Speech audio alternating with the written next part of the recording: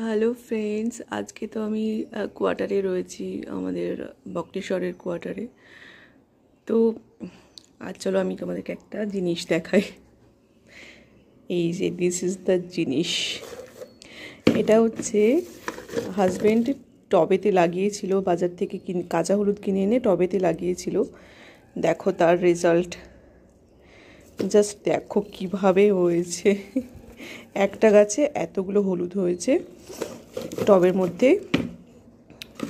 আর একটা হাজব্যান্ডের সৃষ্টি বলবো আমি। এই যে এটা হচ্ছে আদা, বাজারের আদায় কয়েক টুকরো ও টবেতে লাগিয়েছিল, সেখান থেকে দেখো কত আদা হয়েছে। ইভেন এগুলো আরও হয়তো বড় হতো, বাট গাছগুলো মারা যাচ্ছে, এখন তো প্রচুর রোদ। তো হাজব্যান্ড আবার তুলে নিল এগুলো। দেখো কতটা আদা হয়েছে। এগুলো খালি পেটে খেলে না জীবনের সব রোগ ভালো হয়ে যাবে, কারণ কমপ্লিটলি অর্গ্যানিক, একেবারে সার মাটি দিয়ে বানানো। ওই যে আমার দোলনাটা এখানে একা একা বসে বসে ধুকছে।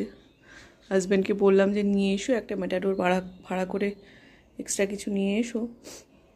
ও বলছে যে না না এখন না, পরে যখন উনি ট্রান্সফার পাবেন তখন নাকি সব নিয়ে যাওয়া হবে। আর এই যে কলসিটার ভেতরে কি আছে বলো তো, দেখাই তোমাদের। বাপরে, তো দেখাই যাচ্ছে না। কলসিটার ভেতরে রয়েছে ছাই। এগুলো অ্যাকচুয়ালি ছাই নয়, ছাইয়ের ভেতরে কি আছে দেখবে। এই দেখো কাঁঠাল বিচি। আমি কাঁঠাল বিচি খেতে ভীষণ ভালোবাসি বলে হাজব্যান্ড কীভাবে সংরক্ষণ করে রেখেছে দেখো। কি বলবো।